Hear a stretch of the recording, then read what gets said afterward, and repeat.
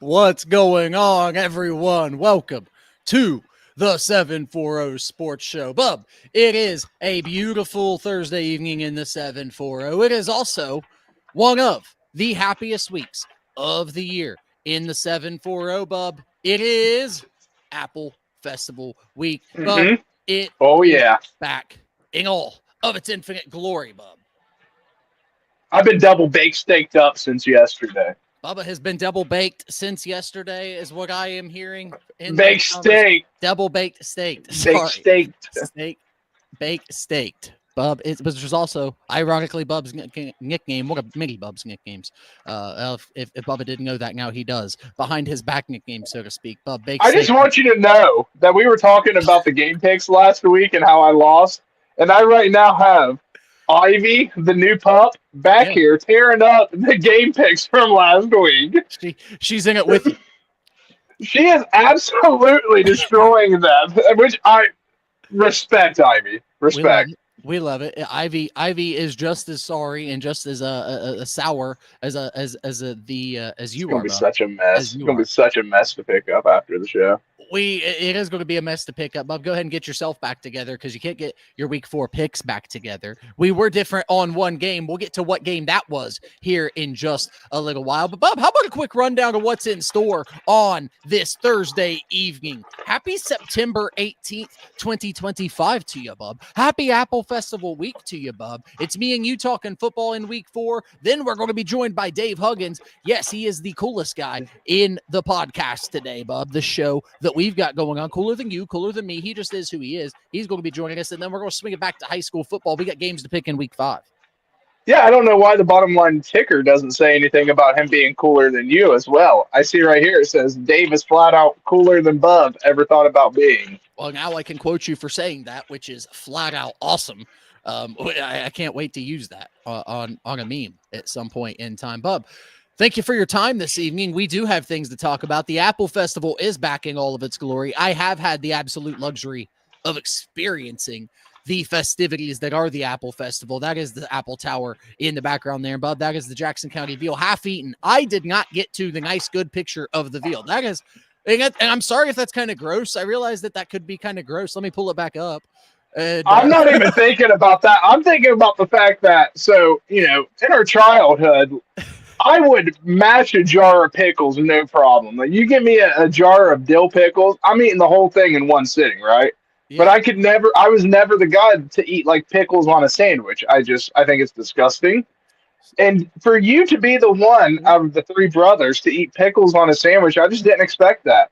That is the prime way to eat a Jackson County veal. Anyone who feels otherwise, feel free. And ketchup? Oh my gosh. That is, a thing of beauty, Bub. I can't do it. Like deep fried pickles at the Apple Festival, the people that eat those repulse me. Well, Bub, we'll get to warm pickles. Well, I'll tell you what, Bub. We'll get to your top 3 here in just a little while. How about that? We do this every year. Your top 3 has stayed very consistent. I'm the key of consistency. Well, now hang on. There was a little bit of a question here this year. You were tossing up a couple of things this year, but ultimately you figured it out and you got back to your ways in the 2025 Apple Festival, and we'll talk about that here in just a little while, Bub. But it is back. It is glorious. I have been up there every single day. I love it. I think it is awesome. I used to cry on Sundays when it would leave town. Not if you didn't know that, I hit it very well. I was kind of, it was just a small tear. You know what I mean? It wasn't. You would cry every year. But are you kidding me? If we played a football game on the Sunday of the Apple Festival, Bub, I was an emotional wreck. I wouldn't know what to do with myself. And that happened one year. We played a team at home as like 4th grade or 5th grade after the Apple Festival on Saturday. And I just didn't want to do anything. I didn't want to do anything. Okay. No, I understand the Apple Festival, is a busy time. Awesome. It is a glorious time in the 740, which is why you see a smile on my face. That's why you will on Saturday as well. The veal has pickle. It's the best way to eat a Bub.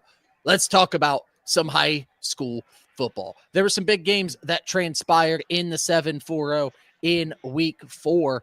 And Bub, I'm going to go ahead and try to wing as much as I can here. Again, I underprepared tonight, Bub. I actually did, but my dog literally ate my homework. Oh my my gosh. You're It is right here in the flesh.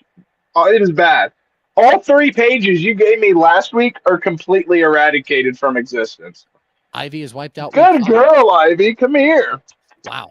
Well, that's tough. That one stings a little bit. So we're gonna have to swing it from memory in today's episode. But before we do, let's pop in and check out a couple of comments. How about Travie? Our boy Trav, our boy Wob. He's probably in one of your 2 ears at the moment here, even, Bub. No, he's actually not. Trav wants to see the veal. He wants to see the veal. How about this, Trav? I've shown that veal enough. You go up and get your own veal at this point, because that's. Listen, I bought that man many of veals at the Jackson pub. That's probably. And he's a guy, and he likes ketchup and pickles on it as well. Seems gross. Bub, let's talk about high school football in week 4. Ironton, Canisius. That was the big one on Saturday evening. Canisius out of New York. Ironton rolls away with that game 55-21. And Bub, Ironton just does what they do. They look good, opened up the game with just a right off the bat, right? Ironton kicking to start the game, short kick to the sideline. They end up with the ball to start the game, and the rest of it just kind of felt like the writing was on the wall after that, Bub.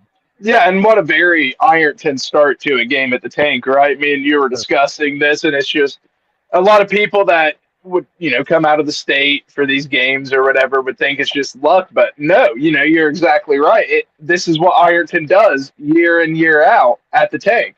They find some way to just kind of get the advantage early on their side, and then they just use that to leverage the rest of the game. So it's funny because we talked about this even earlier when I was on the way home, but we talked about what it was like to play in that stadium. And there's something about that stadium. The old saying around the area is when you play in Tank Stadium, you walk in, you're down 14. Yeah. And you can, there's some people that would call that officiating or home cooking or whatever. I don't. I think that's simply stadium presence, community, involvement in their game. And Bub, we've been in that locker room. That visiting locker room is a very imposing visiting locker room, right? Like it's not. Yeah, I mean, let's just call it what it is. It's a shithole. It's a rough locker room. It's a rough visiting locker room. But the interesting part about it, and I'll remind you, renovations and sorts could have taken place. I don't know. I haven't seen. Yeah, in our times, it was not the best up kept. It was rough. It's a visitor's locker room. It doesn't have to be the best. Brother, they gave us a place to change, a place to use the restroom, and that was about it. And that's all they were required to give us. And we went about that night. And Bub, the way that game played out, it wasn't like we deserved a whole lot more than that anyway at that point.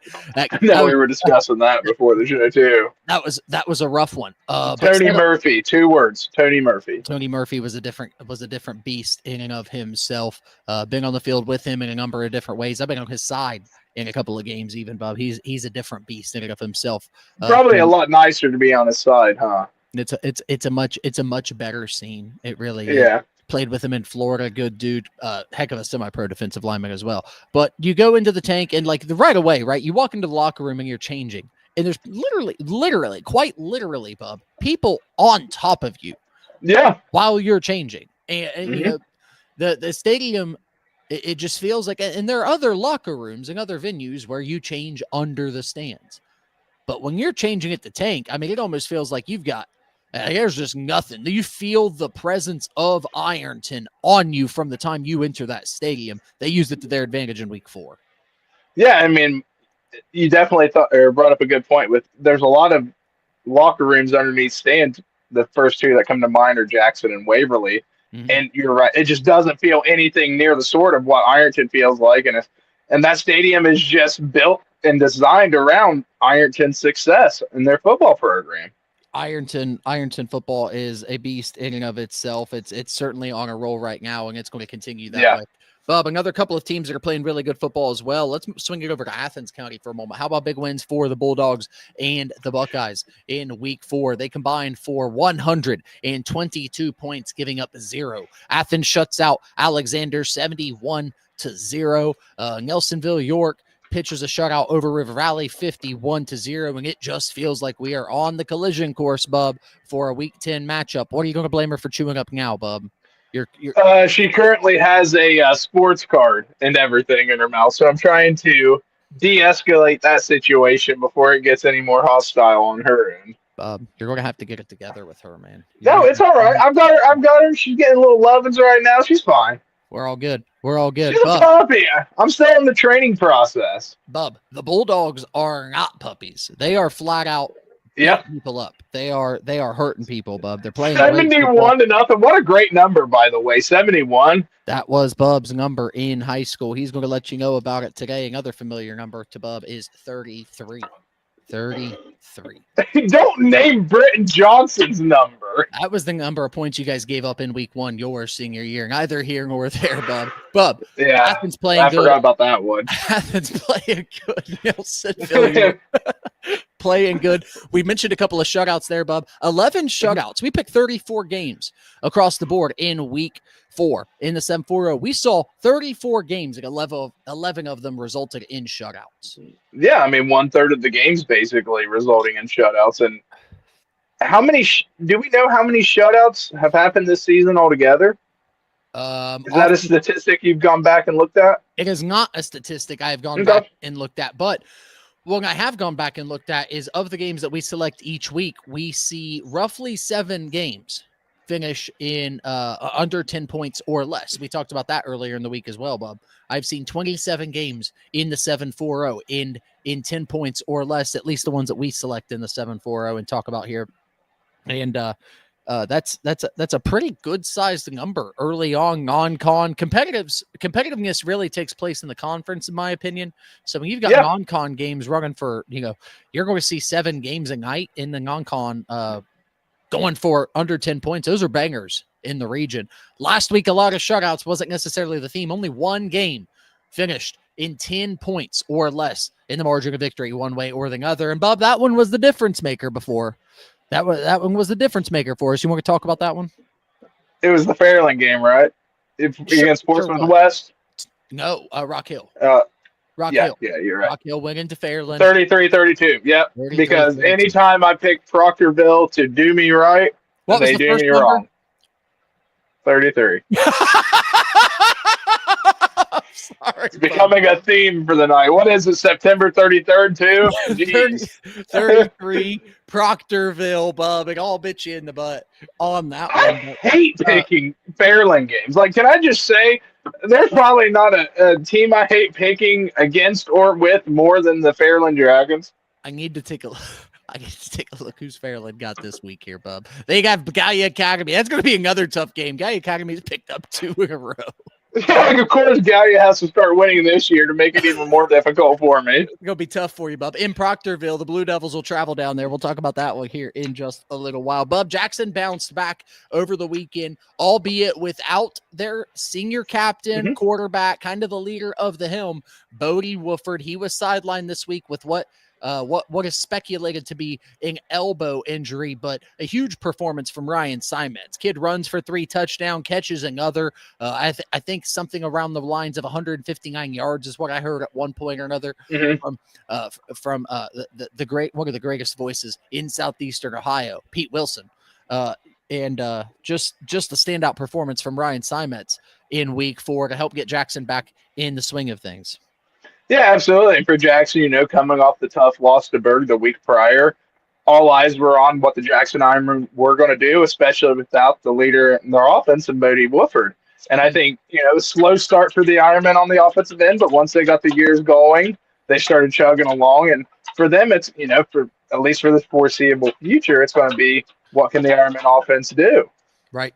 Right. And that's going to continue to be the theme. And Bodie, I'm sure, will continue to be a day-to-day, a week-to-week thing as his health continues to be evaluated. And, we're thinking about Bodie as well and just what he means to that Jackson Ironman team, that program, and everything for the Ironmen as they look to travel to the tank here this week, right tomorrow. As a matter of fact, that game will kick off in less than 24 hours at this point. We'll talk about that one here in just a little while. Bub, Valley picks up a 25-3 win over over Waverly. Berg picks up a 35-0 victory against Northwest, and those two take each other on this week.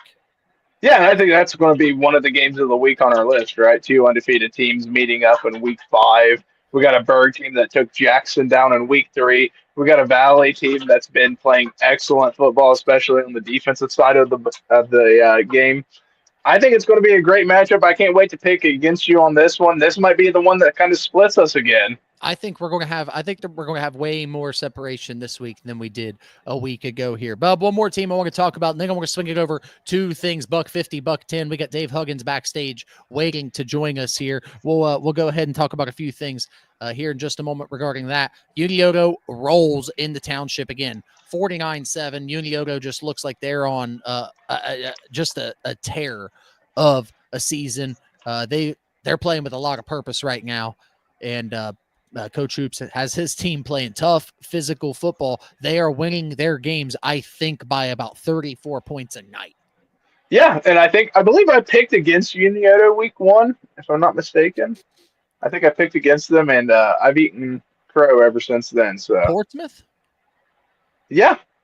Okay, wow. Yeah, coming off the loss to West Holmes, and then Portsmouth had a great season last year, even took down, I believe they took down Fairland in the playoffs. Yeah. Or was that the year before?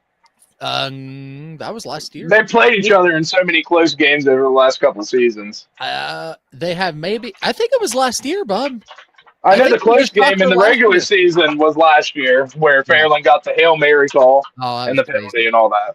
That was crazy. Bub, Unioto looks really good. We'll talk about what they've got coming up in week 5 here in just a little while. But now, Bub, we're about to be joined by a guy who, Bub, let's just call it what it is. Dave is flat out cooler than Bub ever thought about being. It says it right there on the bottom line. I don't know who says these things, but I don't know who types this stuff, but Dave Huggins is with us, boys and girls. He better be in a Dodge Ram if he thinks he's cooler than me. Well, we'll let Dave speak on the vehicle. But, Bub, Dave is an awesome guy. He's with us now. Dave, how are we doing this evening? Thank you for joining us on a busy evening. You've had a fun night. Yeah. How are you guys, Eric and Bubba? How are you? Well, doing fantastic. Let's get this cool thing straightened out, though, because years and years, and probably before you were even guys were born, I reckon. I don't know. I used to have a Snoopy card, like Peanut Snoopy, on my wall that said it doesn't matter what you do in life, it matters how cool you are. And that was pretty much my motto, and it's been a great life goal. I thought you were the coolest person at the $1.50. Just saying. I thought you were the coolest person. There's a lot of cool people. That's pretty easy there when you're the race director, I guess. But everyone's your friend on race day, and $1.50 is one of our favorite causes, of course, and you've always got so much going on. So if you wouldn't mind, talk to me about what you've got going on in the way of all things $1.50 at the moment. So I just left the Dayton Air Force Expo. We have a booth over there at Wright Pat at the Nutter Center, Wright State, I should say, at the Nutter Center. So we were over there this afternoon promoting the race, talking to runners, explaining how the race works, explaining our cause, talking about Chillicothe, getting some good responses. It's always, for us, going to race expos has always been the best way to promote our event and get more teams registered. We're currently sitting on 62 registered teams. Yeah. That's a little bit ahead of last year, which feels good. So, last year we had 121 at the 2025 $1.50. The goal is to sell out at 150 teams in 2026 year 10. So I feel like things are possible. It's going in the right direction. Tomorrow we have a crazy special event. I will tell you that this relationship that we have with the inmates at Chillicothe Correctional Institute and the Helping Hands team is one of the favorite doors that's been open, where we've been able to work with other people in a super positive way. Yeah. I now probably go into CCI and talk to the guys probably 4 or 5 times a year. They are some pretty inspirational people to me. Yeah. I live in a world that's pretty non-judgmental most of the time. And so I certainly don't know what these guys did. Obviously it wasn't the right thing, or they, wouldn't be on the other side of the fence at one point. but to be able to build relationships with people and show some hope and some inspiration, it's been one of the favorite things that we've been able to do with the Buck 50. It really is a surreal experience, and since you invited us into that opportunity last year, I've had a number of people ask us, what is that experience like? And there's really no way to describe it. When it's 7 o'clock and you're walking across the yard, you're going to set up and the sun's barely rising and it all kind of hits you like this is really about to happen. There's nothing like it. Yeah, I actually had, I'll share this story because this is remarkable to me, but there's a guy inside and he talked about how, he really had an estranged relationship with his daughter since being incarcerated, which, I guess you can understand. That'd be a tough that's common. situation.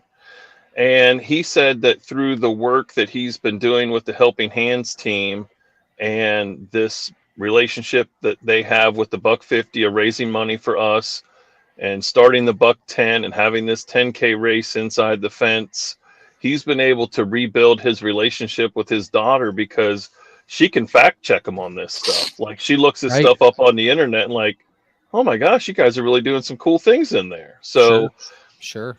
I mean, to think that this goofy 150-mile relay race that we started 10 years ago could help someone repair, a relationship with their child is pretty flipping cool right there.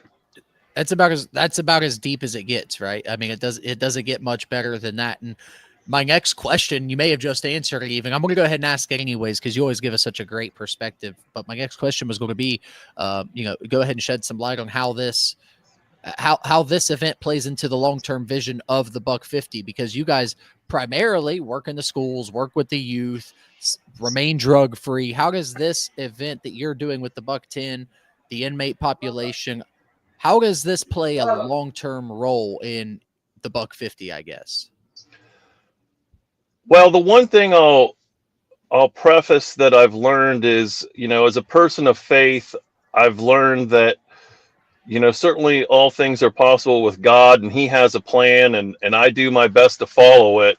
And so I do a lot of planning, but I don't certainly know where this thing is going. And certainly this is one of those directions that I'm unfamiliar with, but it's awesome. And so like long term, I think there'll be continued fundraising. I think there'll be continued races. Tomorrow, the warden from RCI across the street will be there. My understanding is there will be other wardens from around the state of Ohio at this race tomorrow to learn about the things that these guys are doing with the RIDE program. So RIDE is a program that they've simulated to our Kids in Drug-Free Clubs of America. Right. So they're voluntarily being drug tested. They have to, then they get a few little perks or benefits, and tomorrow's kind of the culmination of that. So after the race, there's going to be a march where these guys march from one end of the prison to the other. And I mean, there's 1,900 guys who've joined this thing. Wow. So my understanding is this volunteer effort is going to be started in other prisons because they've seen such success at, CCI there at Chillicothe Correctional Institute. So they're talking about starting a RIDE program potentially at RCI. Their security is a little bit different there than CCI. So is there a Buck 10? I don't know, but it's great to see these guys who live in a pretty negative environment find some peace and happiness and really doing work. I talked, through, Dustin Detillion, who's my main contact in there and really a phenomenal officer there. He does a great job being organized and planned out, and we're kind of communicating back and forth throughout the year. It gives these guys something to do, something that's positive. They feel like they're helping people on the outside, which is not something that typically happens inside a prison. And we got to hear that when we had the opportunity to speak with a few of these guys, like, and we just shared something. I just shared something even to Facebook the other day about I flash back on this event so much, and I'll be honest with you, Dave. I don't really know that there's a day that goes by that I don't think about that event or those guys or the people that are in there doing those things. I don't know that I do, and there's, like I said, there's just something about that event and what it does, man. Like again, so many people involved in this, and you're telling us now 1,900 people in this program. It's crazy. I've got no words. So one thing that I felt like that really threw me for a loop is how respectful these people were. Right. Real ambitions, real feelings, empathy. And goals like these. I mean, they've got goals, and they're positive, and they're forward thinking. So I think the lesson to be learned that we all can take away from this is don't ever write people off. And if you want people to do better, you gotta instill some hope in them, and you've got to instill some trust in them and some belief in them, because at some point these guys are going to be on the outside, and at that point we want them to be good, productive citizens. Well, to me that starts the day they get inside, and I'm just thankful to have a small piece of that reform process where we can go in and have a conversation. I took them lunch one day back in June. Josh Wiseman and I went in and hung out and talked to the guys. Josh will be running tomorrow. Yeah. We have about 25-ish $150 runners coming in from the outside. They'll all be wearing red shirts, so you'll be easy to identify them. Yeah. And will they be racing or just watching? Oh, they're racing. They're racing. I thought so, but I wasn't for sure. And then, do you guys know Joe Jinks? I met Joe last year. So Joe was sick last year. He was sick last year. Well, Joe is far from sick. Joe is, other than he will be sickly fast. He is towing the line tomorrow, and he is planning to kick some butts running this 10K race. Yeah. So I love it. Word on the street is there's a nice little reward bounty if any of the inmates are able to beat Joe tomorrow. And they get so excited about that opportunity too. Like, you know what I mean? Just last year, when I think it really hit them on race day when Joe didn't run, and he kind of showed up like, oh, it's for real. He's not going to run. Now we've got some guys that can actually come away with this thing. But there was no one backing down from him on race day either a year ago. I don't expect there will be this year. I can't wait, man. Yeah, Joe is a fast man. I mean, he is a fast man. So I mean, if we're, I know 740 Sports is about maybe some predictions and guess. I mean, I think we can all make a pretty safe bet here that Joe Jinks will be the front runner in tomorrow's race. So I don't think there would have been any big secret if he crosses the line first. Well, leave it to Bub to pick somebody else. He will, rest assured. He always that might be the safest bet I've taken all year. And I got Thursday night football right around the corner. Hey, one more thing, because we've talked Buck 10. We've kind of shed some light on Buck 50. You mentioned, though, you're going into year 10. You guys have crossed the $1 million mark. I know you've got a goal of 150 teams in 150. How the heck do you get there? Right? What's that look like for you guys in year 10? Are you doing anything differently? I saw the military teams thing. I thought that was pretty neat. It looks like there's some things that have shifted. To me, that's a good sign that we've sold those teams out, because we've always, since year one, we've had this benefit that for anyone who can put together a team of current or veteran military members, and we've even allowed a few spouses in there because we understand they're part of this military service project or process. Yeah. But we've never sold out those 5 teams. We've had as many as 4. Many years it's just 2 or 3. Right. And then, actually, and I'm usually kind of ringing that bell over here at the Air Force Marathon Expo, because there's a lot of military walking around. But this year I can't even like we're all sold out. Actually, we have 6 because I had one come in at the last minute. I'm like, oh yeah, you guys are in too. We'll hook you up. So, right. to me, that's part of the sign of, there's a saying sometimes you hear where people talk about, after 20 years, you're an overnight success. Yeah. And so Right. it's like a lot of work and a lot of grinding and a lot of talking to people. And then all of a sudden it's like, boom, here we go. And maybe we're there. Yeah. I set goals and I like to set big goals, but then I just put my head down and do work. So, Right. Marketing. Thanks for all the things that you guys do for us and getting the word out about the Buck 50. Oh, we love it. We got our friends at Wagner's and Cozy putting on a golf outing for us this Sunday. They always do a great job there too. Oh, those ladies are unbelievable. It's one of the most well organized golf outings in Southern Ohio. They've sold the event out every year. This is year 4. They have great sponsors. They have great prizes. They have great games. They even opened up something new this year. There's going to be a little,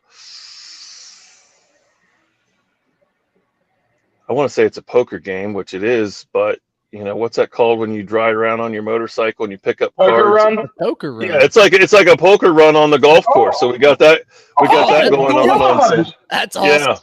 I can be on 4 wheels? Well, no, you're going to be in your golf cart. So it's like your team of 2.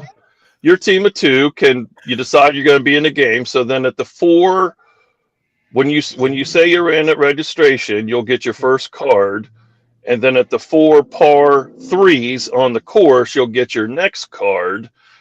And then when you come at the end, you get a chance to buy a mulligan card and a wild card. So for those of you who are maybe like myself that have sticks and balls but not really a good golfer, this might be your chance to win for the day. A little poker action. Bub's question is, will there be biscuits and gravy? Because at the buddy, those biscuits and gravy kept me alive. I'm a sucker for some good B&Gs. Hey, seriously though, they got a lot of food that's just in gravy. I know they got Giovanni's pizza in the afternoon. That's pretty tough to beat. That's enough for it's everything. Ooh. Giovanni's pizza is everything.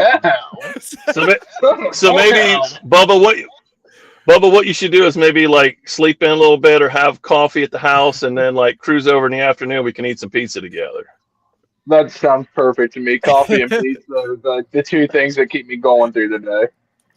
How many coffees you have at the Buck 50? What was that final number? I don't know if I ever got that. My genuine normal day is 320 ounces from 8 to 12 o'clock. So within 4 hours, I chug coffee. So how many did you have that day? A lot. Can you not just answer the question, Bub? I feel like we had like an IV set up for me in like the drip. The coffee IV. Well, he was climbing trees during the Buck 50. Oh, look at that. It was enough to have him in the trees, so I'll say that between the. I scrolled through that picture way too many times in my head trying to see that on the show. Hey, the Buck 50, it is a blast. The golf outing is one of the many awesome things that make it a community experience. It's a 150-mile relays all throughout Ross County. We jokingly showed some of the pictures from the many checkpoints, all 30 checkpoints. It starts and finishes at Ohio University. This is genuinely one of the coolest events. Everyone from kids. Dave, when my wife ran in this event, we had signs. My kids could not wait for her to cross that finish line. They each wrote a little something special on the sign that day. So it's just a cool event that everyone locally can get into. So if someone who's not a runner wants to get involved in the Buck 50 somehow, what's a way they can do it? What are some things that they can do to help this awesome cause? So here would be first of all, anyone can run in the Buck 50. Don't say that this is something you can't do. Yes. You're going to have to train and you're going to have to be dedicated, which means some sacrifice in some part of your life. Maybe that's sleep. Maybe that's time going out with your friends, whatever that is. But nothing in this world happens without a little bit of dedication and sacrifice. Maybe a lot in some cases. Is that ironic to you? sorry to cut you off, but is that No. ironic to you because of the cause you guys support and the sacrifice that goes into the race that you have to make? Unquestionably, you're going to be miserable. Is there any irony in that to you at all? I think I it love makes it. the race unique. Well, I also think that the race is a great metaphor for the whole addiction, But that's world kind that of we're that's fighting. where I Yeah, was like taking. Yes, you're yes.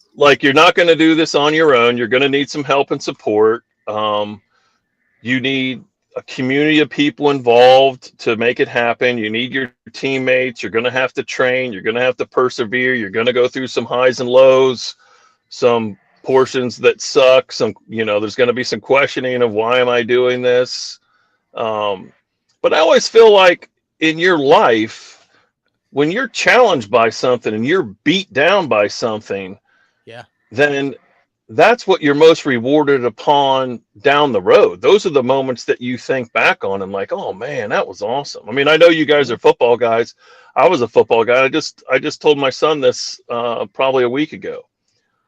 Without question, bar none, no questions asked, the absolutely best feeling in the world is walking off a football field, being super sweaty, dirty. I don't like this AstroTurf. That's too clean. We need some mud and some dirt and some I grass agree with you, stains. brother. I'm a I turf agree. fan. I love turf. I agree But with you. so and then just feeling beat up, maybe even a little bit bloody, some knuckles chipped or something cut. I don't know, but like just the absolute feeling to know that you gave every ounce of energy, effort, brain power, heart to do your job for your team.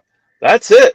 That is the best feeling in the world to me. And so I think that in the running world, which is typically an individual sport, the Buck 50 does a nice job of putting that spin, making it a team event, rallying around other people, rallying around these kids. We support 14 high schools. Last year we had 2,100 kids in those 14 high schools. And the numbers I'm hearing already are booming. They're booming. Like Vinton County is, I think they had 120 kids last year. They're about ready to bust 200. That's so huge for that. That's so huge for that area, man. That's so huge, dude. Pike, That's so big. Pike County CTC was their first year. They kind of got a late start. They just had like 36 kids. They're already at 80. I know Piketon had 92 kids last year. Their goal's 180. Jackson is going to have 250 kids this year enrolled. You're talking about your kids talking about. So Bree Jenkins, she's a school coordinator at Jackson. She was a school coordinator at Union Oto when she taught there. She's got some young boys, and it was literally last year. Her son, I think this dude's like 5 years old, maybe. He's asking his mom, "How many teams we got this year?" Like, that's great. He's in it. So I actually dug him up a race shirt from last year that I'll get to Bree in the next week that she can share. That's cool. So we're raising them right. We're raising them right. Yeah. Yeah. And you mentioned one more thing, because this you said this to us when we were on radio about a year ago now, Dave, when you were in the studio with us. What a great way to begin the conversation. Because you opened my eyes when you said, what if your first encounter with I'll just call it what it is on here, with a hard drug wasn't being offered by someone in high school? What if it was a hard conversation or joining this program and receiving these benefits for doing it for teens and beginning the conversation that way? No, I'm good. I've got this. I'm a part of this group. I'm a part of this organization, a team that I can look at and say, I'm good. I'm accountable. I think it's a really good way for a teenager to begin the conversation, or at least be on the side of, I know where my line in the sand is. Well, I'll go back to when we first started this program and how I guessed how this thing was going to go. So my first thought was, what kind of kid joins a drug prevention program? And then I started to understand there was these perks, rewards, and, it was a positive incentive based. There was no punitive, punishments because schools don't get the results. They just go to parents. Sure. To me, the goal was always to get to 50% because then you have the majority. But what I didn't understand is a lot of the challenges these high school kids face in a lot of different ways. So when you as a person make the decision in a nice, safe environment like home or school, and you say, I'm going to sign my name to this paper and I'm going to be drug free. Well, that starts to change. That starts to create a mentality that is significantly different than for the youngster who's in a school that maybe doesn't have drug-free clubs. And really, honestly, maybe that kid never really thought about it. Maybe they never really thought like, well, I'll do drugs or I won't do drugs. And I guess that's the thing. I guess that's the book I was in, and you rocked my world that day when you said, well, what a way to begin the conversation, or at least put that kid on the right side of it. And that's where I was just, you like I said, you rocked my world. Yeah. Well, now that I've been doing this for, almost 10 years, maybe 7 years, as I've actually made money. I was a volunteer all the time before, so it's at least nice to be able to put food on the table and pay the mortgage now. Absolutely. But the kids, I think they just want to be a part of something. And, when you have 99.5% negative drug tests, that's a pretty substantial stance. Crazy. Then let's think about this. We got 2,100 kids in these 4 counties that are enrolled. We're doing 25% random testing. So, that's north of 500 random drug tests that we're doing amongst these kids. Right. And those results are still 99.5% negative. That is a substantial statement for the youth of this area that say, we're doing the right things and we need you guys to back us and help us out. So sign up a team for the $150. Become a sponsor, go to the golf outing, whatever these things are that, help the machine keep going. That's just the work and effort that we've all got to do as a community to back them up. It's awesome. It's awesome. We'll let you go. It's been a busy day for you, and it's going to be a busy day again tomorrow. I can't wait. Anything else you want to throw at us this evening?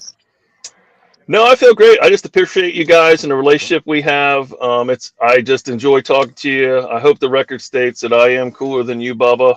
Even I know. Listen, I wish I could be there tomorrow, but I'll be there in spirit. We will, yeah. I'll drink a coffee for you. Off of the screen, gosh. I'll drink a coffee for you, man. I'll take care of it. Honor me correctly. We'll have to pour out a little coffee for Bub or something. A little coffee on the side. little coffee dump for Bub. We'll see. Hey, we'll see you in the morning. Get you some sleep. We'll see. I can't wait. Thanks so much. Likewise. All right. Peace. Thanks, guys. See you. Thanks, Dave. Bub, Dave Huggins, is in fact cooler than you. Rest assured. Make no mistake about it. Bub, that was a great time. Yeah, absolutely. He's going to be hosting a great Buck 10 event at CCI tomorrow, and unfortunately I can't be there in the morning with you, but I'll be there in spirit. And like you said, pour one out for me, pour coffee out for me. We'll have to do a little bit of that, Bub. We'll have to do some of that, Bub. But your reaction to that biscuits and gravy was phenomenal. The biscuits and gravy itself, big beard back in the day too. What is big it? Beard. You that did was have a big beard. That was your hibernation beard, Bub. That was the Bubbernation beard. It was. I need to get this one trimmed down a little bit now. Brighter days ahead for us this evening, Bub. Let's go ahead and swing it back to high school football here for just a moment, Bub. Let's look ahead at week 5 in the 7-4-0. We got a lot of high school football this week coming up, Bub.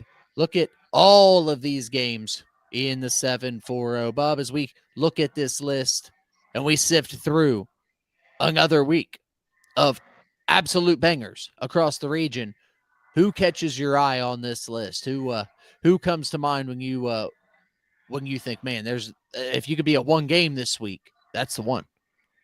There's a couple games on the list. I was looking at the 2-2 Menford Falcons against the 2-2 Northwest Mohawks. I mean, although both these teams have a couple of losses on their records, I mean, it's still a very competitive game.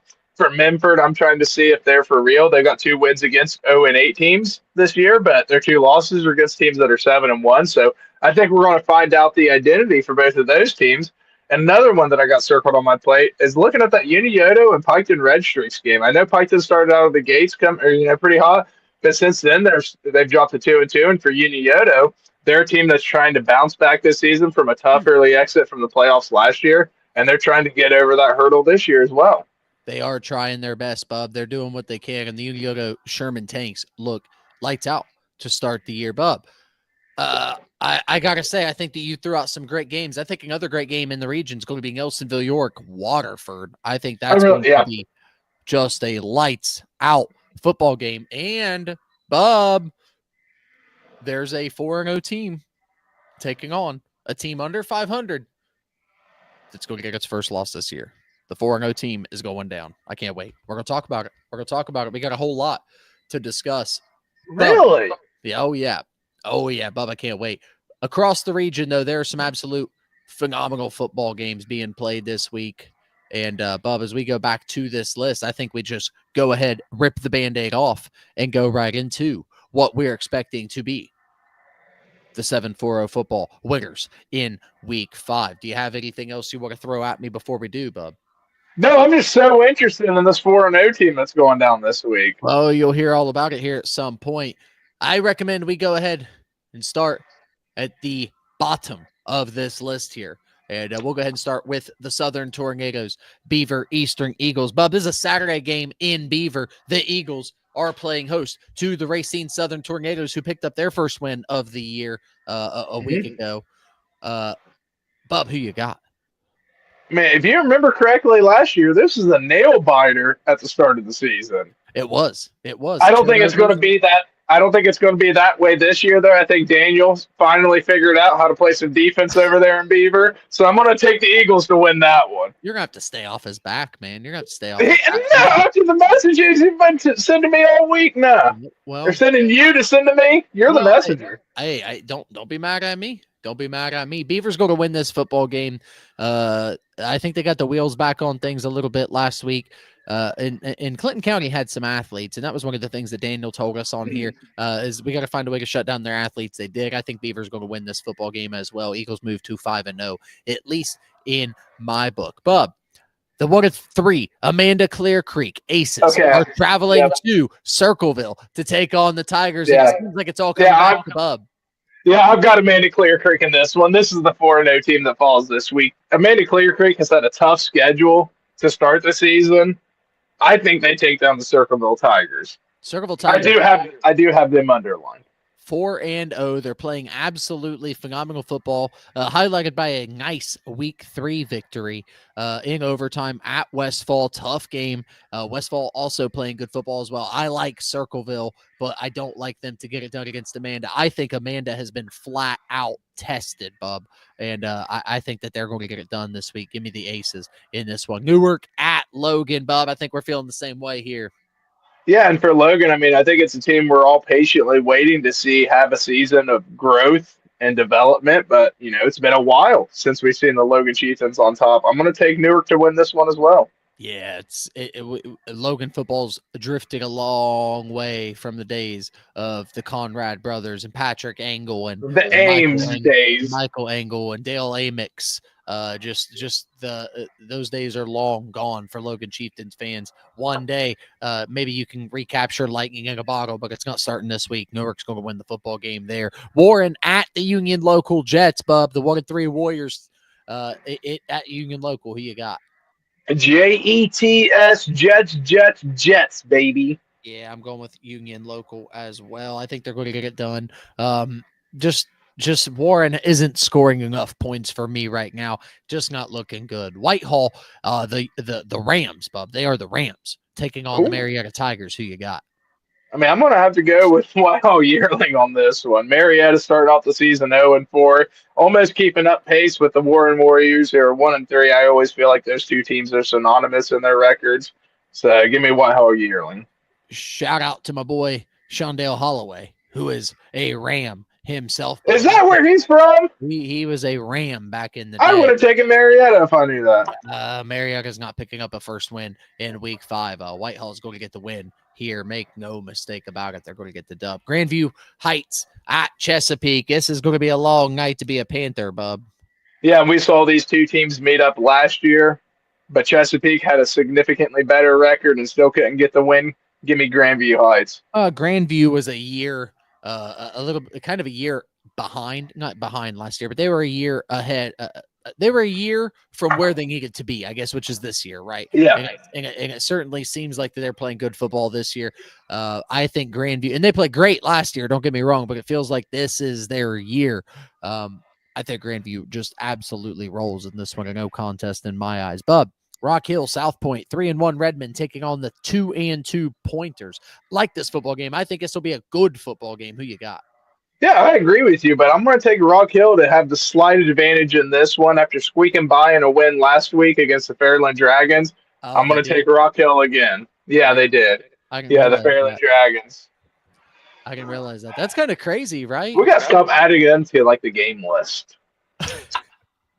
Are you starting to get a little perturbed with the Fairland Dragons, Bub? Irritated. Are you irritated with the Fairland Dragons? They never answered the message back from last year. That's fair. We don't even know if they've accepted your apology yet. We don't even know if they have internet. Well, I don't know. Or radio. It was on radio, so I don't even know if they have like radio waves in Proctorville. We're not sure. We'll find out what's going on in Proctorville at some point. Bub, also happening in the high school football world. How about Shadyside, Portsmouth, Notre Dame? Portsmouth, Notre Dame, 4-0 under a new coach this year. I think they've made a lot of waves all throughout the state. Who you like here, Bub? This is such a tough game for me to pick. I wish Portsmouth Notre Dame wasn't 4-0, but I'm taking Shadyside at 2-2 to get this win on the road. Wow, Yep, I'm doing it. It's a long travel for Shadyside. Wow, Bub. That is a long travel for Shadyside, which is another reason why I will roll with the Titans in this one. This is an inspired Titans team, Bub. They're playing some good football. And yeah, I mean, undefeated record. I think that the coaching change has done a lot to propel this program down there. I actually like the Titans to get it done here. I think they moved to 5-0 on the week. Bub, let's talk about the Sims Valley Vikings, who are traveling to Fairfield Christian Academy. A little bit of a trek for them as well to take on the 2-2 Knights. Sims Valley scoring a whole lot of points. Who you got? Yeah, and you said it best. Top 5 in the area in points per game with 45 points per game for the Sims Valley Vikings. Give me the Sims Valley Vikings to go 5-0 to start their season. Yeah, I think Sims Valley also rolls in this game as well. Bub, as I look at my statistics here, Sims Valley is currently averaging, I'm trying to get the top offenses here, 45.75 points per game. They've scored 183 points in 4 contests. Yeah, just following teams like Athens, Ironton, and Unioto, all undefeated teams that are been pretty much significantly dominating games. Let's call it like that. Yeah. Well, they're scoring a whole lot of points. Sims Valley is, and the defense isn't playing bad. They're playing well enough to keep a 0 on the column that matters the most, which is the loss column. Bub Green at the Belpre Golden Eagles. 0-3 Bobcats taking on the 1-2 Golden Eagles. Who you got? I'm going to have to go with the Golden Eagles on this one. It seems like the coaching change for the Green Bobcats is going to take a couple more years, to develop that roster. I'm going to go with Belpre on this one. I actually will go with Belpre as well. Green's having a rough year, man. And Green, it's going to be a long year for Bobcats fans. If the Bobcats can pick up a win at any point this year, God bless them. Shout out to them. It just feels like it's going to be a long year for the Bobcats. Bub, I think Green loses this one. Give me the Golden Eagles. Let's do a 3 for back to back here. Slaterville East at the Eastern Megs Eagles. 0-4, 4-0. Who you got? Give me Eastern Megs. I still don't know what a tartan is. The Shenandoah Zeps, who are 1-3, travel to Gloucester to take on the Trimble Tomcats here, Bub. Trimble rather, shut out their last 3 opponents. Who you got? Well, I'll keep it consistent. I don't know what a Zep is unless it's like a Zeppelin, which that's not a cool nickname. Give me Trimble to go 4-1 to start their season. My goodness. How about the Bearcats and the Warriors? Those are 2 cool nicknames. Paint Valley travels to Frankfort to take on the Adena Warriors. Bub, the 0-4 Bearcats at the 2-2 Warriors. Yeah, I know what both of these teams' nicknames mean. I'm going to take the Warriors. Okay, Bub likes the Warriors here. I like the Warriors as well. Paint Valley, unfortunately, just not enough offense on that side of the things to get things going. I think Paint Valley rolls in this one. Southeastern at Westfall, 2-2 Panthers at the 3-1 Mustangs. How you feel about this one? If Southeastern didn't lose to Adena earlier in the year after Adena getting their first win against a club team, I would take Southeastern. But I can't in this one. Give me the Mustangs. I think the Mustangs get it done as well. Yeah, I think they get it done in pretty convincing fashion, Bub. I like what the Mustangs have put together on the year. I think they're going to move to 4-1. Zane Trace in the Township to take on the 2-2 Huntsmen. Bub, Pioneers are 3-1, playing great football, minus a loss to the Clear Creek Eagles, or I'm sorry, the Amanda Clear Creek Aces. Who you got here? This is such a close game, right? I mean, you got Huntington Ross that barely lost to an Eastern Beaver team in a 16-second miracle against Zane Trace team that's won losses against an Amanda Clear Creek. Now I know they're a 1-3 record, but it's a very tough schedule to start their season for the Aces. I'm going to take Zane Trace to win this one, but I think it's going to be a very close game. Let me give you a hypothetical. Who you taking, Unioto or Clear Creek? Damn. Clear Creek. Wow. Clear Creek. Wow. Just I different can't levels. get over that West Holmes loss last year. Tough one. That's a tough one. I'm glad you had to pick that game and not me. Hey, Bub, I think Zane Trace gets it done in the Township as well. The Washington Courthouse Blue Lions coming off of maybe the most premier win in Southern Ohio last week. Yeah. They took down the Granville Blue Aces. Holy crap, they took down the I Granville did not Blue expect that. I was mocking one Washington did. Courthouse for the start of their schedule, especially coming up against Granville last week. I'm actually going to take Courthouse to win this game, Eric, against the Dennis Schroeder Jaguars. The Schroeder Jaguars. I like your pick of the Blue Lions, Bub. I think they get it done as well. It's been a pretty good slate for FAC squads. The FAC is 17-7 heading into week 5. That's a really good. It's the strongest conference we follow as far as non-conference record goes. So, I'm not saying it's the best, but I am saying it's the strongest record per win percentage. So they look really good. Bub, Hillsboro Indians took their first loss of the week or of the year last week. The Hillsboro Indians took their first loss of the year last week to the Williamsburg Wildcats. Bub, Williamsburg's the real deal, but can Hillsboro bounce back against Pontus Tech, Bub? Pontus Tech, the Golden Panthers this week.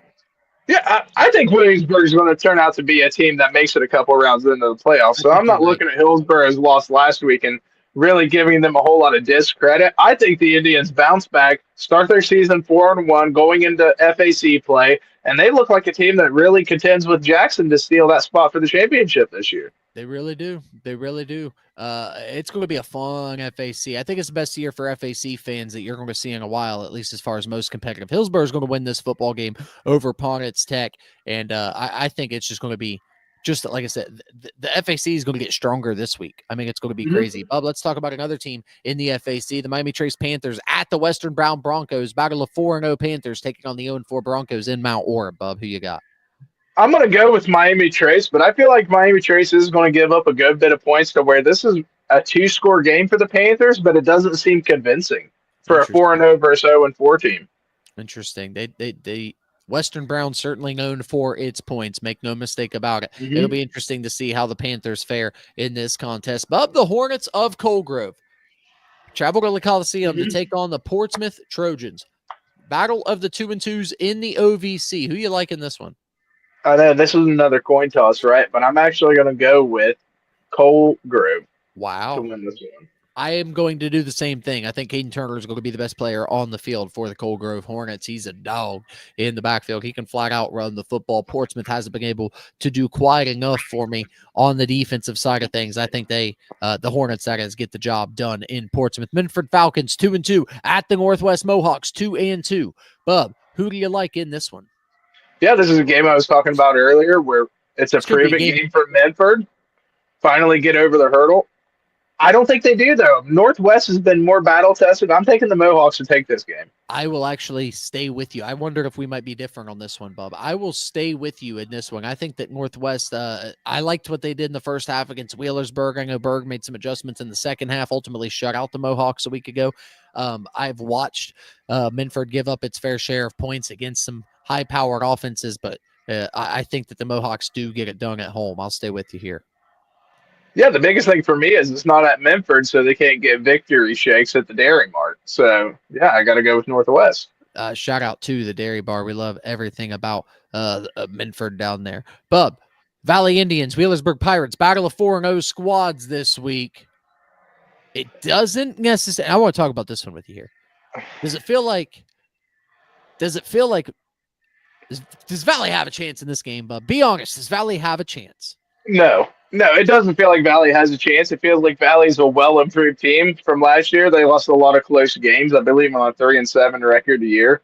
They lost a lot of tight games. But this is a year where Wheelersburg's defense is one of the best defenses we've seen in the area for years. So I am going to go with the Pirates, but I think you're going to see a Valley team that's very competitive and very willing and be up to the challenge. But I just don't think they can get it done against Berg. I'm going with the Pirates as well, Bub. This Pirates team's on a mission, and that's shaping up to be a killer football game next week at Miller Stadium between the Wheelersburg Pirates and the Ironton Fighting Tigers. Going to be so much. What a Week 6 game. Bub, I think Berg still leads the region, if I'm not mistaken, in Region 19. I think Ironton sits 2 behind Berg. Yeah, I agree. I think you're right on that. And I've seen a lot of people raising the question: does the Week 6 matchup of Ironton and Berg take away from the Week 1 hype for high school football around the area? No, right? Like, we're still going to see these two teams playing each other, and we're going to see the mid-season form where they're the best, replicas of what we're going to see all season long. So no, I love seeing these two teams meet up at the end of the year or middle of the year. I love the later the better. Well, I love it as a middle of the year game because Ironton's playing for points every week as an independent squad. Wheelersburg is atop the SOC as a whole. It doesn't matter which side of the SOC you're looking at. Wheelersburg's atop the SOC, and it's a non-con game that kind of they sprinkle in there right before it all gets really spicy in each conference. So I don't mind. But a big rivalry. Bub, week 1's not suffering. Bub, 9 games decided by 10 points or less in week 1 in the area. Week 1's not suffering. It's not at all. It's just fine, and that's with Jackson taking on an out of the middle of nowhere team. Like, that's with big programs taking on schools from outside the area. So I'm okay with it. Of course, we all like to see that game to kick off the year because it leads up to anticipation. But here's what I like. I like that Wheelersburg always learns so much from that game, and the question always is, well, what if Berg would have taken them on later in the year, right? Or what if Berg would have maybe been closer to playoff form? Rob Woodward does great things with that program, and they always improve so much throughout the year as the season goes on, and I'm glad we get to see how much that plays a factor this year. Yeah, I mean, Wheelersburg was a team that started 0-4 last year and ended up going into, I believe, was it Barnesville? It was Barnesville, and defeating Barnesville. Yeah, I think it was as the underdog significantly too. I mean, it was a beatdown from. It was 3 touchdowns. Yeah. So Wheelersburg's always a team that learns from their early season mishaps or mistakes or slow starts, and definitely is always well improved. But for a Berg team that's starting out 4-0, that's scary. I agree with you, Bub. They're playing great football. Let's keep it moving here. Ripley Vikings at the Point Pleasant Big Blacks. Bub, can Point Pleasant pick up their first win of the year? Yeah, sure they can, but I don't think it's this week. I'm going to take Ripley in this one. I should have asked. I should have known.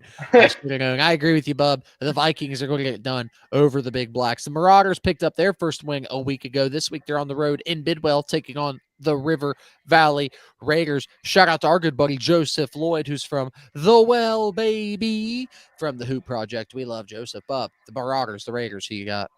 Yeah, I'm going to take Megs in this one. River Valley's on a 24-game losing streak. Haven't won a game since October 21st of 2022 against Manchester. Now, they do have 2 games against an 0-4 Benton County Week 8 and an 0-4 Fayetteville in Week 10 that are, potential wins on their schedule. I look for those to be their first win to snap that streak. I don't see it this week. I agree with you, Bub. Meigs Marauders going to pick up their second win of the season. Calhoun County Red Devils, Wahama White Falcons. Bub, let's take it across the river for just a moment. Who you got, the 1-2 Red Devils or the defending state champion Wahama White Falcons? Who sit at 3? Well, when you put it like that, it makes it really easy. I'm going to go Wahama in this one. I do a good job at making life easier for people than I can, Bub. I'm going with Wahama as well in this football game. Don't overthink this one, folks. Gallia Academy at Fairland. I can't wait to see Bubba trip over this one this week. Bub, who do you have, the Blue Devils or the... I'm going to do it. I'm going to take Gallia to win this game. I don't feel good about it. And I know Fairland has a chance to win this one, but I'm going to take the Blue Devils coming off a 2-game winning streak to make it 3. Does it help if I tell you that they both beat Point Pleasant by 2 scores? No. Not at all. I can figure it Not at all. just to do it. I didn't even think about that part of it. I didn't even look for that game. I didn't even look to see if they both played Point Pleasant. Yep, they did. Point Pleasant's week 1, Fairland's week Wouldn't 2. have helped me any. No, but it literally wouldn't have. I'm going to do it just to do it. I'm going with Fairland in this game, bub. just to see if I can rub it in one more week. Why not? Give me the Dragons in this contest. Williamsburg, bub, a game that we mentioned a moment ago. They took down the Hillsborough Indians last week in big fashion. Who you got? The Wildcats of Williamsburg playing host to the McLean Tigers, who are 3-1 at the moment. Well, for McLean, I mean, a 3-1 start's excellent. It's their first winning season, or on pace for their first winning season since 2023, where they went 6-5. But for Williamsburg, they're just a different animal, allowing 10 points per game on the season. I'm going to take Williamsburg Wildcats to win this one by 3 scores. I agree. Williamsburg's going to win this one. It will be convincing. But Bob, you raised another question for me. Does McLean become a 500 football team? I'm looking into FAC play, and I don't see them beating Jackson, Hillsborough, or Chillicothe, in all honesty. So I think they're a 500 team at best. I don't think they hit 500. Miami Trace is a toss-up to me. I don't know what the hell goes on with Miami Trace every year. They always falter in FAC play against Jackson specifically. Yeah, I'll give you that. Last year they fell to Washington Courthouse at one point, if I'm not mistaken. I agree with you, Bub. That one, I don't know about that one either. I have to think about that one myself. That's a tough McLean beating Williamsburg would be the upset of the week for me. That's how significant I think Williamsburg is going to beat McLean. Okay. The upset of the week for me would be Fairland beating Gallia. No, we're expecting that. Probably Soderville East beating Eastern Megs. That would absolutely shock me as I look at this list. No, Benton County beating Athens would blow my mind. Yeah, no kidding. Yeah, after that 71-0 win for the Bulldogs last week. Yeah. Benton County is on shutout alert again this week, unfortunately. Let's keep moving. Wilmington, Chillicothe Cavaliers. Cavaliers look good. Carte Ligon, looks the real deal part, bub. They got a nice win a week ago at home against Portsmouth West. Is Chillicothe going to be enough to roll past the Hurricane this week? I mean, Ligon, 304 yards, 2 touchdowns last week. I'm going to go with the Cavaliers at home to win this game against Wilmington. I think Chillicothe wins it. Wow, that'd be a huge win to move to 3-2 on the year, to the halfway point to be 3-2 as you enter. A strong running attack in this area does wonders. It does wonders, but right now I just have to wonder: is Wilmington Bigs? Can Chillicothe Bigs hang with the Wilmington Bigs? Right now, I've got concerns about that. I don't think Chillicothe is a one-score team to Miami Trace just yet. Could it happen? Of course it could, but I don't think it's there quite yet. So I'm going to go with Wilmington in this contest. But do I think it could? Do I think it could happen? Of course. I think Chillicothe could. Carte Ligon could be the best player on the field, and the best player on the field always has a shot. So what you just said is you think Miami Trace takes down Chillicothe this year by more than 7 points? I think that Miami Trace defeating Wilmington by 6. I think Miami Trace could certainly beat Chillicothe by more than 6. Miami Trace beat Wilmington 15-9. And I look at scores, I compare scores, I bounce them off of each other. I just do. You can tell me. Yeah, you got to use proxy in high school football. We see that, but some other people may disagree. That's fine. But I don't know that Chillicothe's there just yet. I got to see the Bigs in person a week ago. They play really hard, dude. And are you ready for my hot take of the season? Chillicothe wins that game against Miami Trace this year. Wow. I'll say it now. I'll say it right now. Chillicothe wins that game against Miami Trace this year. I love it. Just write it down. They got the best player on the field? Absolutely. In high school football, that's a lot. That's everything in high school football. That's everything in a lot of levels of football. When you've got the best player on the field and you've got ways you can give him the football that are creative, that create space, that make him comfortable, you always stand a chance. Bob, I had the opportunity to live that in semi-professional football. As long as you can create space and comfortability for a player and give them creative ways to work with the ball, that goes a long way. And this might be Chillicothe the always has most a shot. creative. Yeah, and this is the most creative Chillicothe team we've seen in a long time. Very I much mean, so. they had a Division I tight end that they couldn't create any place for. Let's say what it is. Yes. And also too, this just feels like a team that wants to win football games, and it hasn't felt that way since they took down Yep. Jackson a few years ago to hold the Ironman off of the FAC title in Chillicothe. So we'll see what's in store for TJ Carper and company. Bub's rolling with the Cavs in this one. I'm going to roll with the Hurricane. We'll see who comes out on top tomorrow night. Waverly 0-4 taking on the 1-3 Portsmouth Senators. And Bub, you mentioned a crazy statistic about the Waverly Tigers' level of competition, the schedule that they've had to start the year. Go ahead and share that if you still have that with you. Yeah, for the Waverly Tigers, their first 4 games of the season, all losses, mind it. They're 0-4 team. The opponent's record has been 15-1. I mean, they've been playing teams like the likes of Unioto, and they just a tough start to their season. Now, the last 5 games of their season after this one, 9-11 record of opponents. So they have a chance to right the shit, stop the bleeding, but it's going to happen this week against the 1-3 Portsmouth West Senators team that's bringing in wide receiver Braden Atkins that had 120 receiving yards and 3 touchdowns in that loss to the Cavaliers last year. They're going to have to figure out a way to stop that passing attack from the Senators, but I don't think they can. I think Waverly drops to 0-5 this week. I think so as well. And the other reason too is I don't know the health of Gunnar Myers, quarterback for Waverly. I know he was out with a concussion. He was a little bit spacey on Friday night. He received some attention and some medical care on Friday. Last I heard, he was good. I think everyone's a little bit relieved in Tiger Town. But if that young man's not healthy, I've got some concerns. But Bub, I actually think this could be Waverly's first win of the year. I just don't like that it's at Portsmouth West. I don't like that.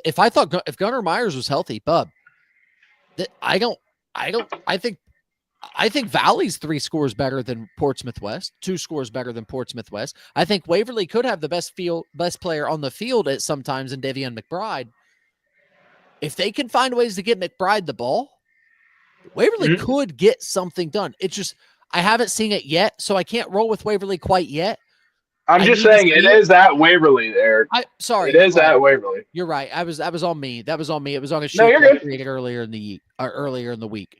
But nonetheless, that changes things a little bit for me. It's just I got to see Waverly create a little bit more offensively before I can roll with them. But Bub, I think the potential's there. And this one I could look back on tomorrow night, and it wouldn't shock me to see Waverly picking up its first win.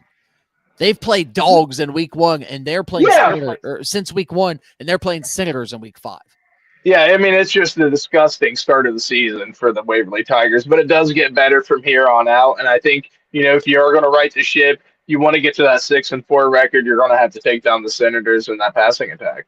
We'll see what the Tigers can do tomorrow night. Again, they are at home, minus the omission here, or the error here that you see on the screen. The Tigers are in Tiger Town taking on the Senators here. Bub, the Piketon Red Streaks travel to Unioto to take down the Shermans. This was a highly anticipated matchup in the preseason. Should be another banger between the 2 of the top 3 teams in the SVC. Can the Piketon Red Streaks get it done on the road?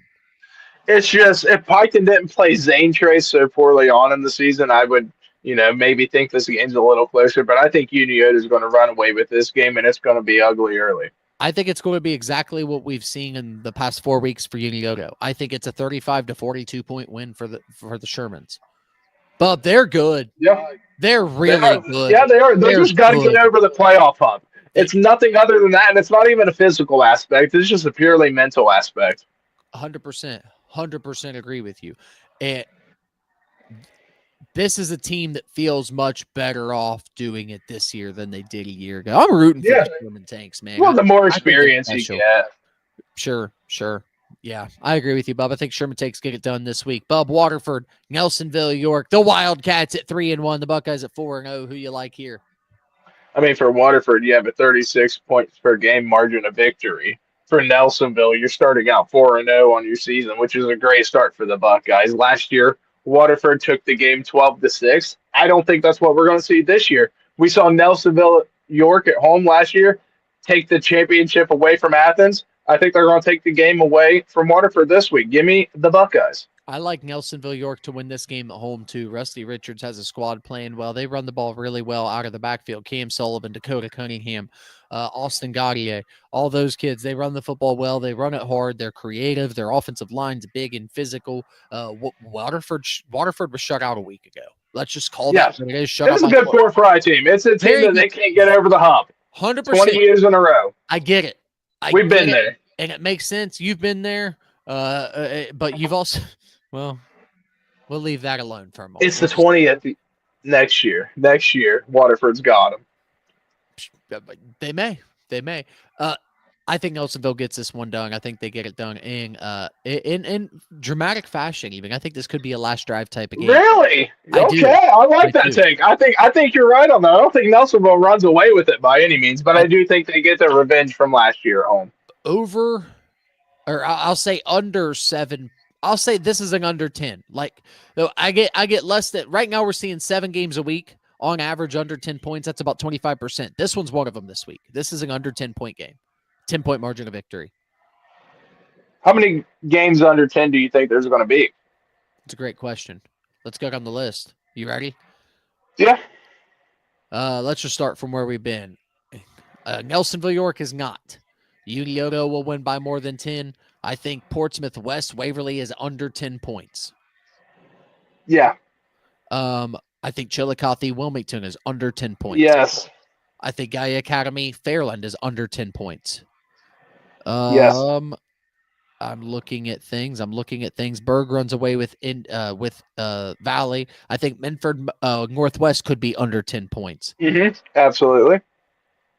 Coalgrove Portsmouth should be under 10 points. So that's what, 5, 6 on the left-hand side of the column here?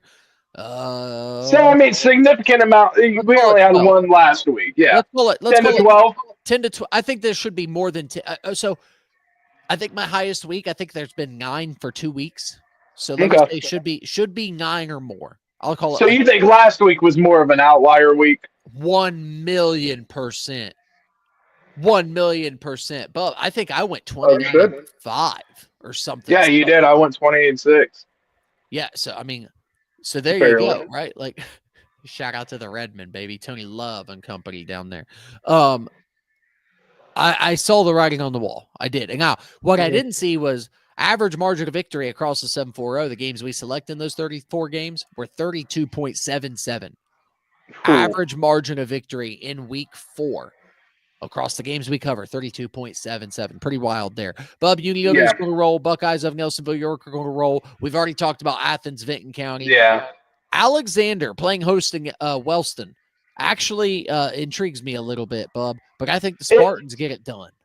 It would have intrigued me more, but star wide receiver Carmine for the Wellston Rockets is out for the remainder of the season. I'm going to have to go with Alexander on this one. And for the Wellston Golden Rockets, you're just going to have to figure out a way to find a new identity and get the ball to somebody else that's not Carmine on the outside. Grit your teeth, play ball, and see what you can make happen. The Spartans are going to win that football game, Bub. I think the Oaks remain winless following week 4. South Gaia is the real deal. Yeah, a bounce back game for South Gaia coming off a tough loss to Wahama, who we all is a state champion team from last year. I'm going to take South Gaia to get back on board this week. I think they do. I think South Gaia gets it done on the road at Oak Hill. Bub, the Ironman, the Ironton Fighting Tigers. Big game for both squads. Has Ironton separated themselves too much to make this as big a game as it should be? It doesn't quite feel like it. It feels like it's still a huge game in Jackson. What's this one feeling like to you, Bub? I can't quite figure this one out yet. I feel like Ironton coming off the state championship last year, especially, the dominance that they had throughout the season. It seems like a tall task for the Jackson Ironmen to take down the Ironton Fighting Tigers. I think it seems like a tall task for them to even stay competitive when you're talking about the absence of Bodie Woodford at the quarterback position. I think it's going to get ugly very quickly in the tank on Friday for the Jackson Ironmen. I think that Ironton has clearly separated themselves from everybody in our area. And absolutely. This year, particularly everyone but maybe Berg. I think that Berg can keep it competitive at home in that stadium. You can never rule out Wheelersburg. It can be competitive, but I think the writing's going on the into wall. that game, Berg would be 13-point underdogs, I think maybe that's 17, I think 13 to 17 range. I think 13's probably fair, but that's one turnover to keep you in the game, and then that's one late strike. You know what I mean? Like that, you can preach that to your team that that's a realistic. Yeah. But right now, dude, with Bodie Wolford off the field, you can only get the ball to Simet so many ways. This is a strong Jackson squad. Don't get me wrong, but That's a key piece out. what Ironton's doing right now is just next level. It just is. And I think the Ironton Fighting Tigers get it done over the Ironmen in week 5. Bub, a lot of things happening around the 740 in the high school football world. That wraps up our picks this week. There are also some other things happening in the world of 740 football. Let's talk about college football happening in the 740 for just a moment. Bub, Buckeyes off this week. That's 614 football action, but we always talk Buckeyes here on this show. We like the Buckeyes. I was in the shoe last Saturday. It was awesome. It was a great experience. We appreciate you keeping an eye on the kids. Put them to sleep. Put the one to sleep. We're still he's still, I think he's still asleep. He might still be asleep. But he was trying to do the Master Lock challenge. That's awesome. He didn't survive. He did not survive. Bub, we've wrapped up our high school football talk, but the Buckeyes took care of business against the Bobcats in the shoe, 37-9. Awesome experience. Great time, fun stuff. Buckeyes look good. Bobcats look good. I think everyone. You got to meet Coach Cooper too, right? I did get to meet Coach Cooper. Awesome. It was awesome. Took a picture with us. He did insist that Kendall stand in the middle, so I didn't get to stand beside him, which was a little bit disheartening. But that's neither here nor there. That's fine. Yeah, I mean, when it comes to your wife or Coach Cooper, you want to stand next to Coach Cooper before your wife. Obviously. I just could have in my world, I was standing between them. You know what I mean? But he insisted that he stood beside Kendall. So I don't know. Maybe I got something I get to take up with Coach Cooper outside of the shoe one day. I don't know. But Bub, they took care of business. Buckeyes off this week. Bobcats return home against Gardner Webb this week. Bub, Gardner Webb, Chad Pennington's son, Colt Pennington, the quarterback of Gardner Webb. So how about that? Bub, how about that? Transferred from Marshall. Chad Pennington's going to be back in Athens yet again. Back when the Thundering Herd and the Bobcats were rivals back in the day. Bub, back when he was dotting up Randy Moss. That's it, man. Ryo football hits the road this weekend for the first time in 76 years, Bub. 76 years they are hitting the road. They're traveling to Ferris State. They are taking on the number 1 team in Division II, coming off of a national championship, 3 national championships in the past 4 years for Ferris State. Tall task for the Red Storm in Big Rapids this weekend, Bub. But they're excited about it. I had the opportunity to chit-chat with Coach Thurston today. He's excited about the way his team is feeling headed into this week. And we'll see what happens in Big Rapids. Yeah, for Ryo, a new program starting out, going against the number 1 team in the country, it doesn't seem like it's a recipe for success. And honestly, I don't know the formula for the Ryo Grand Red Storm in this game, but I think it's just a moment for them to learn against the best of the best and take a lot of knowledge from it. When you're in these experiences, you're with a new team and you're seeing the top of what your standards should be. It is a very eye-opening experience. I come back to semi-professional football from time to time with a new program, traveling to places with established programs and things like that. And, my first year of semi-pro football, we saw a defending national champion in the Southern Ohio Buckeyes out of Cincinnati. It's pretty cool. And what it showed me was, that's not only the standard of player that it takes to be successful at this level, which helped me, but that's the standard of team. That's the way we need to walk. That's the way we need to warm up. That's the way we need to talk. That's the way we need to play on the field. So they're going to have the opportunity to see that this week in Big Rapids in the Ferris State Bulldogs. And that is the fact that those guys are taking it as the opportunity it is says a lot. Bub, after that, they'll return home on October 4th to Alumni Stadium in Jackson. They'll be taking on KCU, Kentucky Christian University, a very winnable contest for the Red Storm. Could be their first victory of the season. Bub, that's everything high school football. That's everything college football. Your Bengals took a nice win over the weekend despite Joe Burrow. Not a nice win. Not a nice win at all. It was a win. It was a win. It was a win. Yeah, it was a terrible win. Anytime your backup has to pop into the game and you got to get a win that way, it's tough, man. So it's got to feel good. Feels better than being 1-1. As a Bengals fan. Nice day. Bengals are grim days. Grim days as a Bengals fan. Sorry, I thought Browning threw 3 interceptions in that win. It wasn't like he won the damn game. No, it wasn't. But the Bengals, I can say Browning won. I said the Bengals won, Bub. The Bengals won the game. It's gonna be tough as a Bengals fan. Bub's got some things to get out. Bub. Steelers are 1-1 with a higher ceiling than the Bengals, as far as I'm concerned. And maybe. do the Steelers finish with a better record than the Bengals this year? After that 14-point loss to the Seahawks, I don't know about that one. I'm asking. They turned it over 3 or 4 times too. Rodgers threw 2 interceptions. That's a Rodgers ordeal. Rodgers just slings the son of a gun down the field. Rodgers in week 2 looked like I thought he would look in week 1. He looked like Uncle Rico. He'll look more like week 2 than he'll look like week 1 on the year. I promise you. I agree with you on that. It's past the Rodgers era. He was great while he was hot, but double check him out of the NFL. Pause on that one there. Bub, that's going to wrap it up for us here on this show. Bub, as always, I like to remind the people to give us a follow. Give us a check out on the social media if you like what you're seeing. Hey, hang around. We'll be back some other time. Bub still looks like Travis Kelce. He could have married Taylor Swift. I could have. Still salty about that. Why didn't you marry Taylor Swift, Bub? I don't know. Trust me, if I could have married Taylor Swift, I would have loved to have married Taylor Swift. But no, she's the reason for the teardrops on my guitar now. Well, she's the reason for the teardrops on our podcast, too, unfortunately. This could have been a way cooler podcast. Maybe that's the brother I should have traded. You know, maybe last week we were talking about... He's got a better beard, too. We were talking about... He's got a better beard. Maybe I could just do a straight up for Travis Kelce.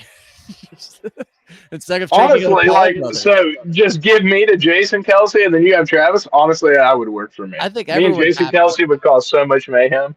I think everyone's happy in this. I don't know that anything good comes of it, but I think. And then I still get tickets to Taylor Swift concerts. Very true. Bob, you plan to go up to the Apple Festival anymore this week? Absolutely. I'm going to go up Saturday. I'm going to get me a nice tenderloin. I'm going to get me a funnel cake, and I'm going to get me a nice jug of apple cider. But you got to get me a lemonade before all of that. I am showing the veal one more time. That's disgusting. Get that off my screen. He said, veal, veal, veal. We want He said veal, veal? He did. Veal. He said veal, veal, veal. He said yes. Okay, Travis wanted the veal, dude. That's disgusting. I'm probably going to have to buy him one for lunch tomorrow during work, and he's going to want pickles and ketchup on it, and, I'm just going to have to man up and buy it for him. The veal deal, Bob. Yeah, the veal deal. He is a weird man. He craves weird things. The veal deal. Bob, that's going to do it for us here. We'll see you at the Apple Festival at some point. Oh, yeah. You might see me tomorrow night. You go ahead and list that top 3 one more time to anybody who's wanting to get up to the Apple Festival. Get their top 3, Bob. I got you. All right. So you're going to want to go there. You're going to want to get a baked steak from the Elks Lodge over there right across from the little stage. You're going to want to wash that down with a nice lemonade over there, a little past the arcade, not too far past it, right in between the arcade and where the booths start.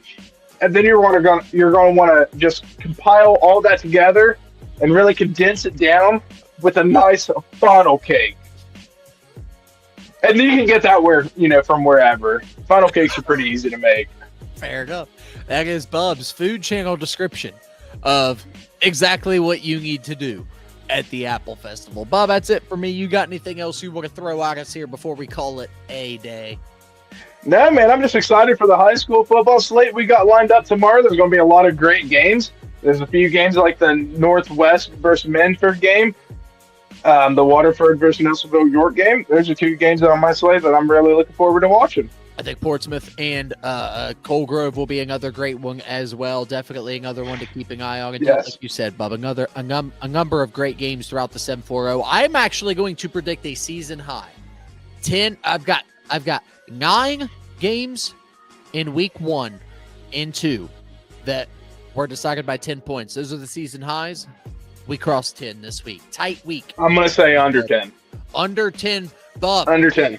That is our real bet on the week. We'll see how this plays out as the week goes on. We appreciate you being here with us on a beautiful Thursday in the 7-4-0. It's going to do it for us tonight, Bub. We'll see you. Got to go back to prison. Oh, man, you do. Yeah, enjoy that tomorrow, man. Crazy opportunity. Bub, we'll see Let you on me the know other how it side. goes. We'll see you on the other side. We'll see you tomorrow. Thanks for watching. Bye. Bye.